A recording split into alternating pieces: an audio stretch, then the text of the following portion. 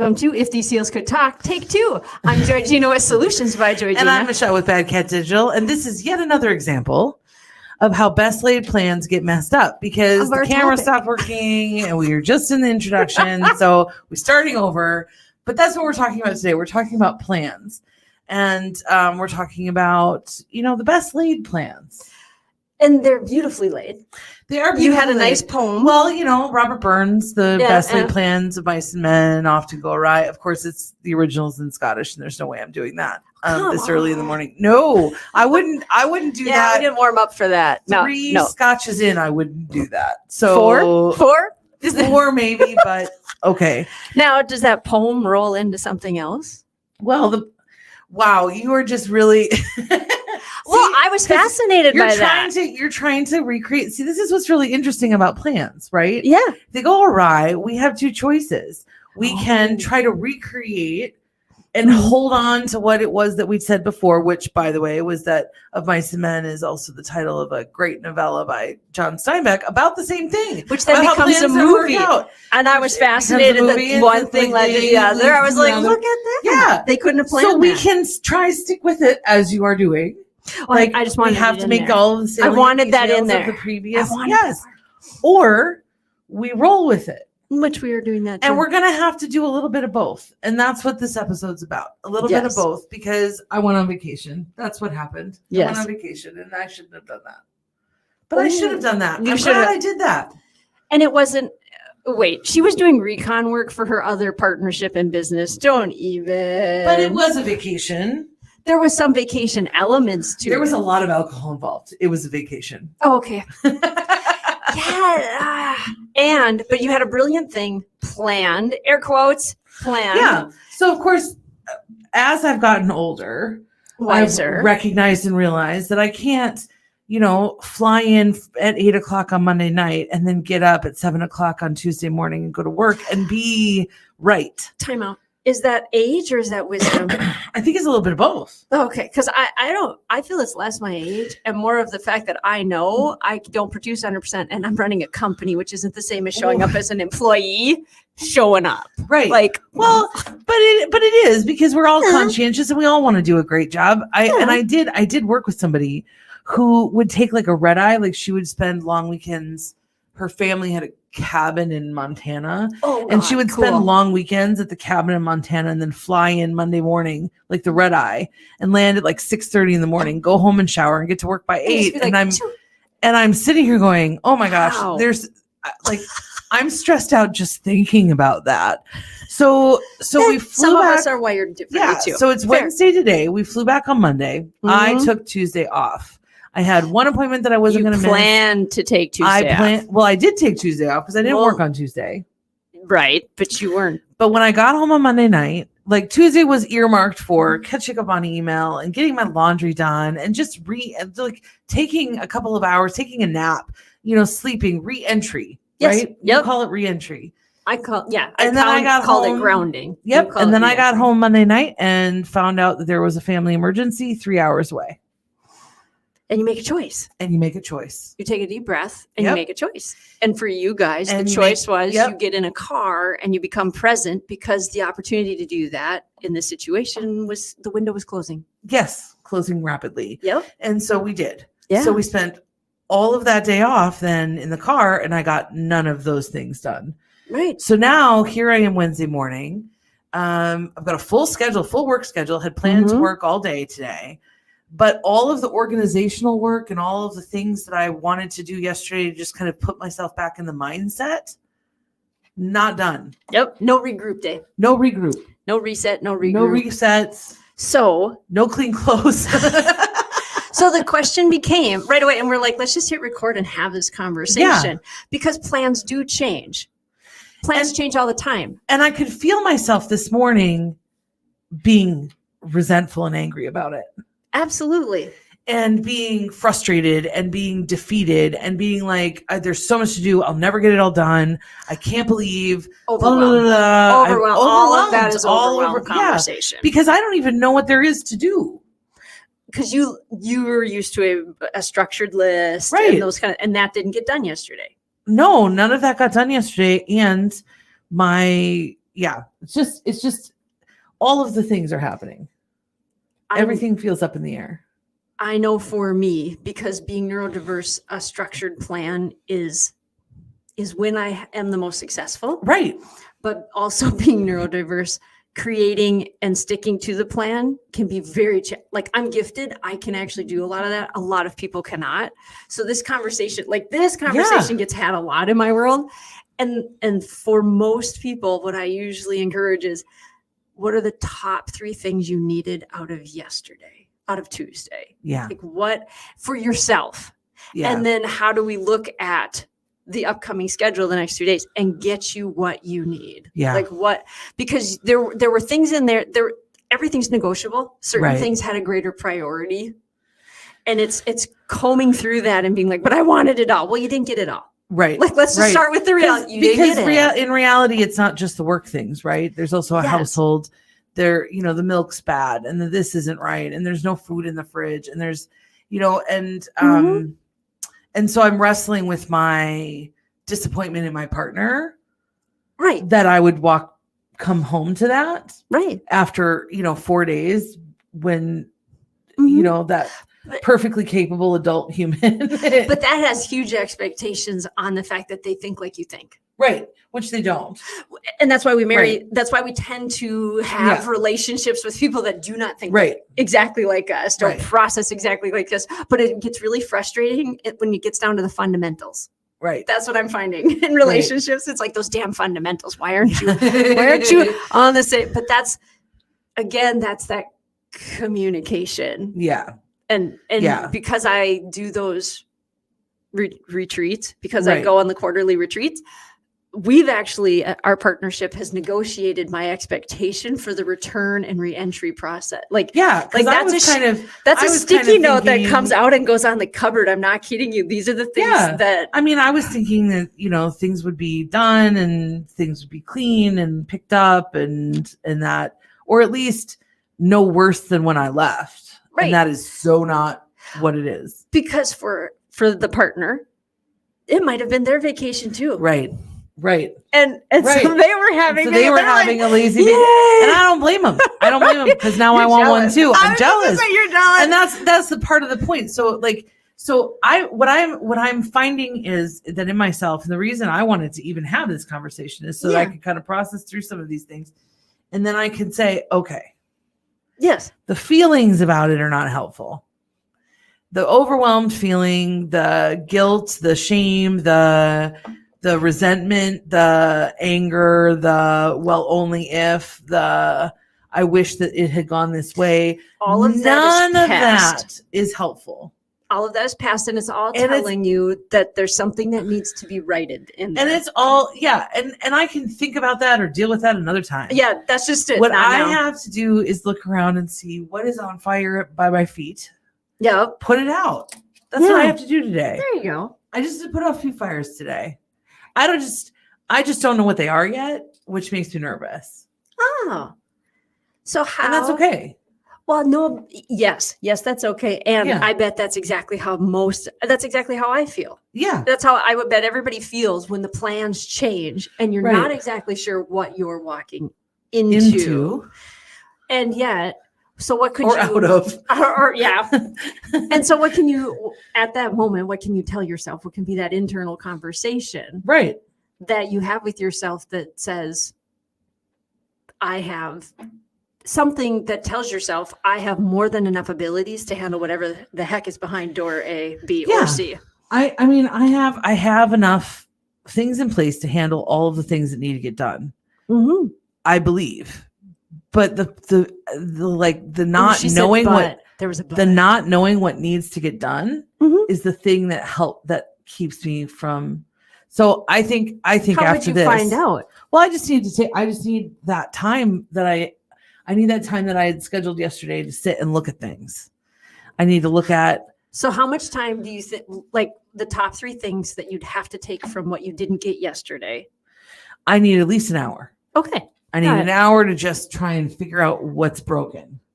An uninterrupted, let me put this in here. Yes. Uninterrupted hour. Yes.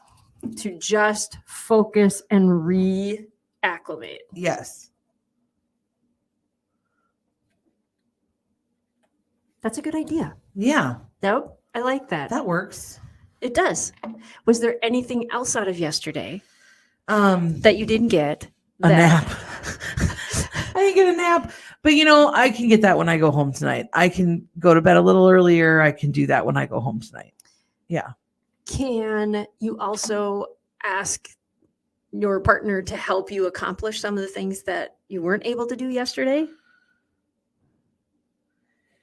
It's one of those things that I mean, that's what I'm saying. Is it so we're worth opening that? we're opening a can of worms here when we talk about, because I wasn't planning on accomplishing those things. I was planning on them being done when I got home. But now the plan's changed. Right.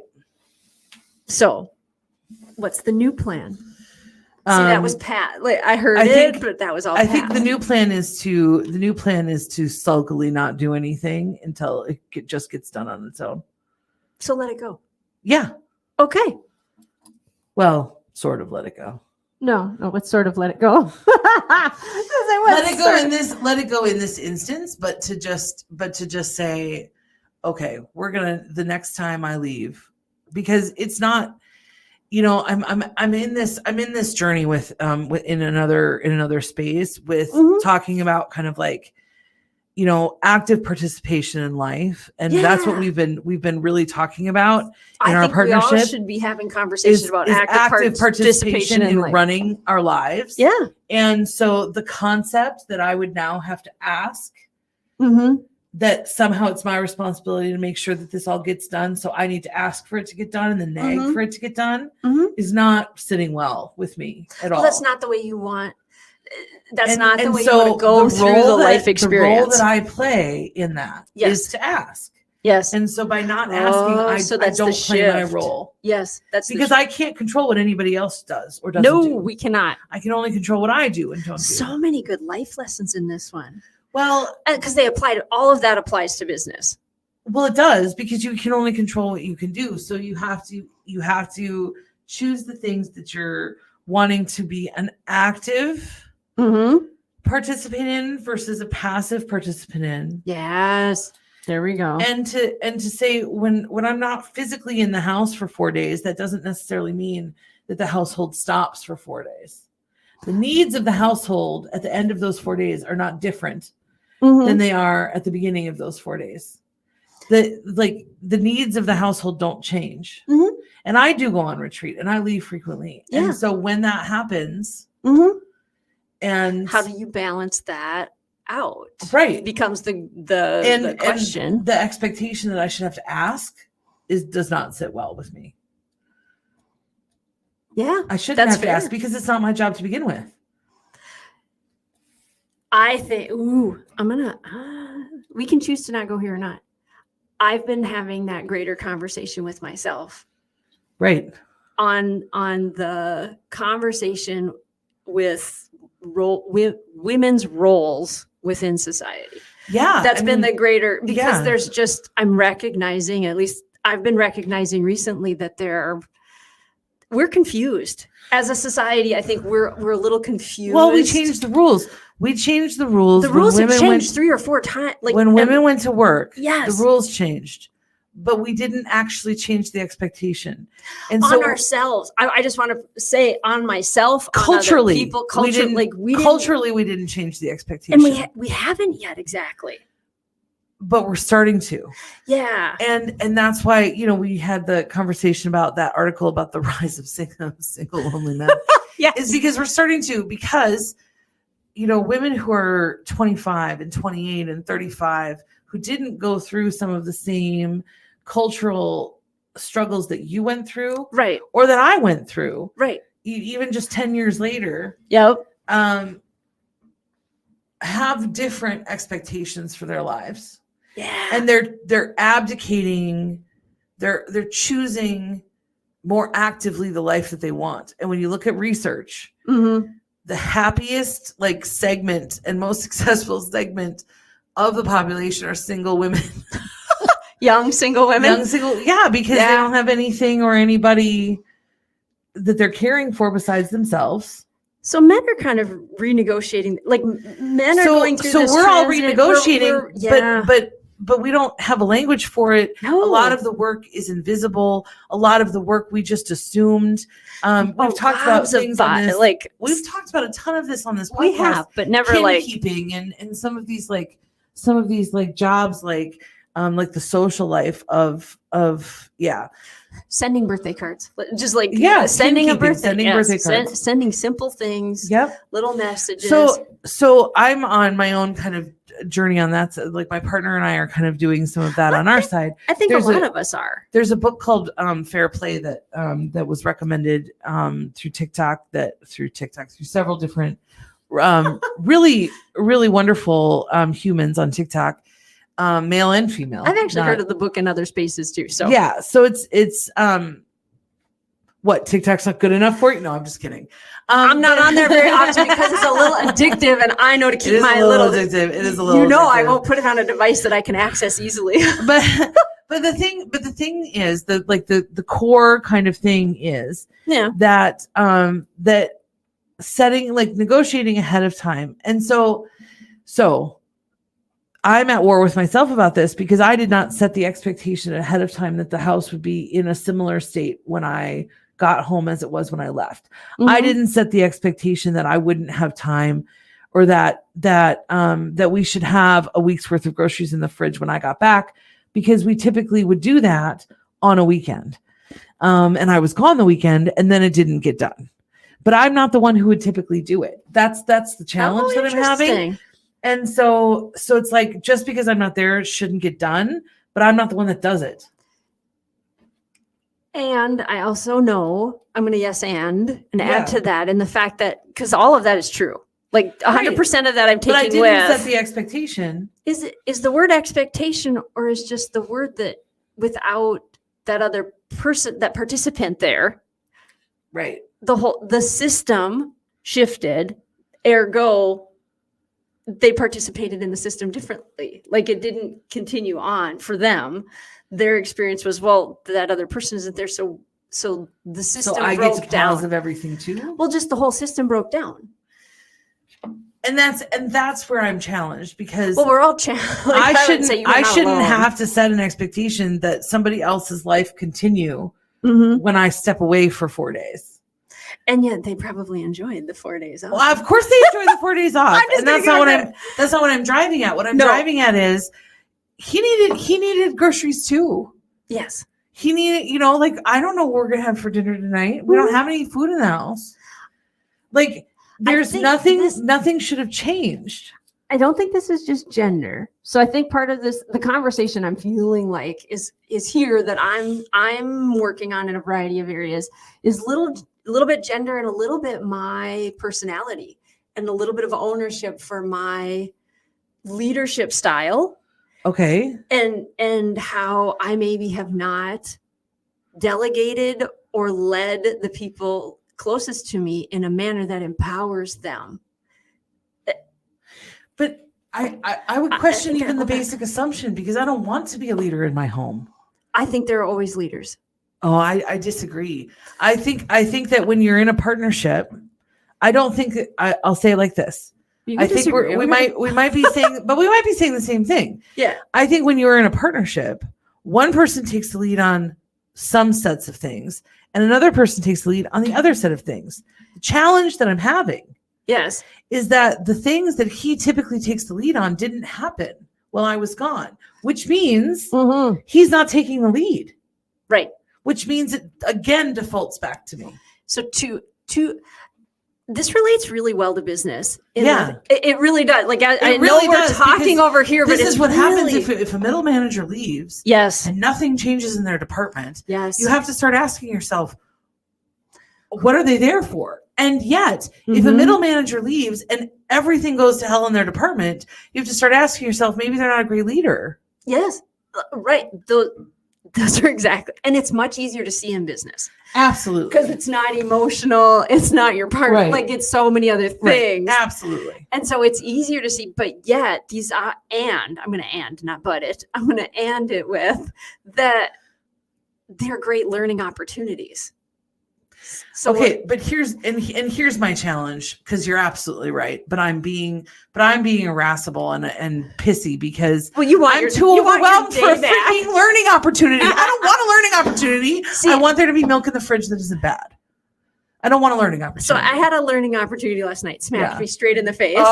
And I got really do your learning opportunity. And then I shut down for a little bit. But here's what's great. I just pulled out a sticky note and went learning moment. And I wrote it down. And I stuck it over here because I'm not going to deal with it right now. That was the beauty of it. It went in my journal. I will deal with it later. You are just. I'm like, I'm not dealing with you right now. You're too much of a. Learning. Too much a coach. Yes. I'm a coach. Honey, there's a reason I do what I do. Too much. Oh, too good of a human. Oh, no, not always. Oh. Do you ask my significant other? Oh. So you're going to give yourself your hour.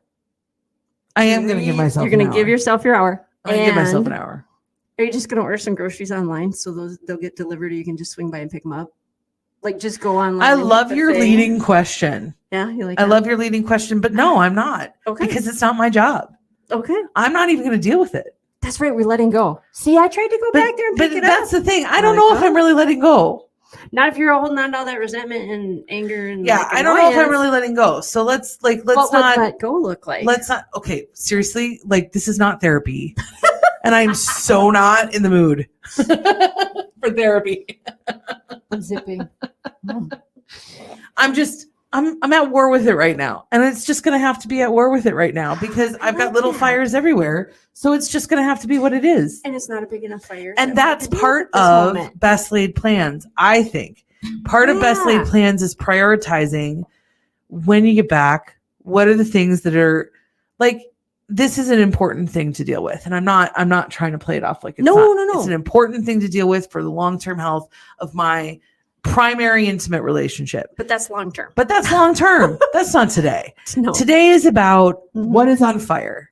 That is not on fire. That's a smoldering coal at best. So deal with that later. It's not going anywhere. No. But I need to kind of compartmentalize my emotions about it. Yes. So that, and not even think about it, so that I can focus on the fires. Yeah. So I can focus on getting done what I can get done. And I can focus on getting my arms around where all of the things are. Because that's part of the problem. Part of the problem is when you're running an organization or you're leading something, when you leave for 5 days and come back, you've lost track of all the moving pieces and where they are. Yeah. And in its essence. Yes. And so you have to then take the time to wrap your arms around them and figure out where they are again. Yeah. And that's what that uninterrupted hour is for. Yes. Am I going to get through my inbox in that hour? Probably not. No. Am I going to finish a task that I should have done yesterday? Probably not. No. But I'm going to find out where all of the pieces are so that my brain understands what's next. It's really hard. As you were talking, I really saw something and it's really hard to put together a puzzle, a jigsaw puzzle. If A, you don't have all the pieces. And B, you don't know what the picture looks like. Right. And I've done part of that. I had somebody that thought it was really funny to walk off with they walked off with 20 pieces and hit them. They thought that was entertaining. Oh. And we didn't have the picture. Death. Oh, on multiple levels. Yes. Like it wasn't, they thought that was pretty humorous. I found that really annoying. But as you spoke, I'm like, oh, that's what she feels like. Like the pieces are there. She doesn't know if she has all the pieces. Right. They're not flipped the right direction. Like you can't start to put things back together. You just need to at least get all the pieces flipped upright and grouped. So you can be like, okay, here's where things are at. I got. Yeah. Right. We can build this. All the pieces are here. Oh, we're missing a couple. Let's go get them. And I like that. I think that will, just listening to you, like it was, thank you for in real time demonstrating what it's like to just, what did you really need out of yesterday? And that was. And that's what I really needed. Bring you sanity. That brings like, because I could have woken up this morning with a clear understanding of where to go. Yeah. A clear idea of what to do. A clear idea of, yes, it would have been busy. Yes, it would have been hard, but a clear understanding of where to go. And so when your plans shift, the time to reorient is, I think, really essential. It's the non-negotiable. Right. It's the non-negotiable. And sometimes you just have to take 5-10 minutes in the morning. Like And sometimes you just have to yell at your therapy friends. Yes. And be like, I am so not ready to go there. Right, or it's not necessary. You're not the person. Like back the truck up, and that's great. That's what friendships are about. I said that's what friendships are for. So you can do those things, which is nice. But it is plans change. My plans change. My plans change all the time. You weren't the only one. My plans changed over the weekend. Yeah. And rather rapidly, and I had to physically take a pause for one day. Yeah. I got one of the COVID booster shots. I thought it went okay, and then recognized that it did not go okay. And I'm lucky it reset really quickly. Yeah. But I looked at the schedule and said, oh, all of these are going to get canceled right now. Yeah. And I'll be in this location, and this is all that's going to happen. Right. For this moment. It was hard. Like I looked at him like, I think I can push. And I'm like, nope, not in any position to do that. People deserve me to be on time and to say and to hold up to my word, but they also deserve the best of me when I'm there. Yes. And so I've really come to, when you have to cancel something, or you have to, move something, or you can't do anything, they deserve you at your best. They deserve you ready to go. And so I even considered canceling half of the appointments today. Yeah. Because I was like, I'm nowhere near. But it's, it's one of those things that I think will be okay. And we'll just have to, soldier through. But if I can get my hour, you're going to get your hour. I will be in a better place. Yeah. And that's part of why you have team. Yes.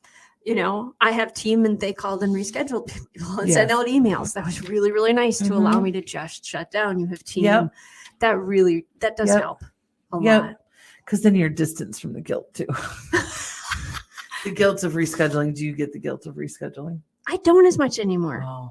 Because I value other people's time.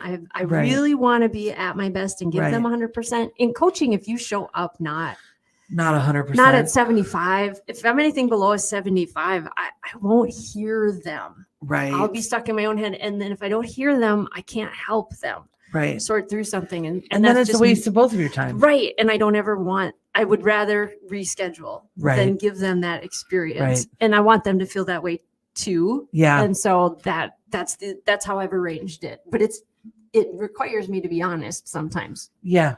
When I don't want to be, and then not feel guilty, like let it go and be like, let it go. No, let it go for real. Yeah. Let it go for real. Well, speaking of let it go for real, I think we'll let go of the topic, but best laid plans. Yes.